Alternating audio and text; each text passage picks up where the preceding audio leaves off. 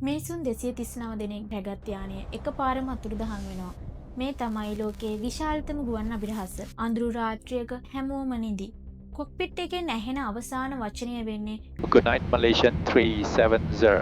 2014 මාර්තු 8 කුවාලාලම්පූර් සිට බීජිං වෙත යන යානයේ මගීන් 227ක් සහ ක්‍රූ එකේ සිටි 12 දෙනාට අවසාන වශයෙන් ඇහෙන්නේ ඒ වචන ටික විතරයි. රාත්‍රී 1:19ට කොක්පිට් එක සහ ෆ්ලයිට් එක අතර තියෙන ට්‍රාන්ස්පොන්ඩර් එක ඔෆ් වෙනවා. යානයේ රේඩාර් එකෙන් අතුරුදහන් වෙනවා. මිලිටරි රේඩාර් අනුව යානය හදිස්සියෙම මුල් මාර්ගෙන් අංශක 180ක් හැරෙනවා. ෆ්ලයිට් එක මැලේසියා උඩින් ආපහු යනවා. අන්තිමේට ඉන්දියානු සාගර දිශාවට යනවා. මේ මැනුවල් කන්ට්‍රෝල් එකකින් කරගත් බවට තමා සැක කරන්නේ. ඉන්මසට් සැටලයිට් ඩේටා අනුව යානය තවත් පැය 7කට අධික කාලයක් පියාසර කරලා තිබුණා. එම නිසා ෆුවල් ඉවර වෙලා ක්‍රෑෂ් වුණා කියලා තමයි අවසානයේ තීරණය කළේ. Massive search operation. මේක තමයි ලෝකේ විශාලතම සර්චින් මිෂන් එක. රටවල් 26කට වැඩි සංඛ්‍යාවක් ඩොලර් බිලියන ගණනක් වියදම් කරමින් මුහුදේ වර්ග කිලෝමීටර් 1,20,000ක් පමණ සර්ච් කරලා තියෙනවා. 2015 දී අප්‍රිකාව අසල ප්ලෙපරන් එකක්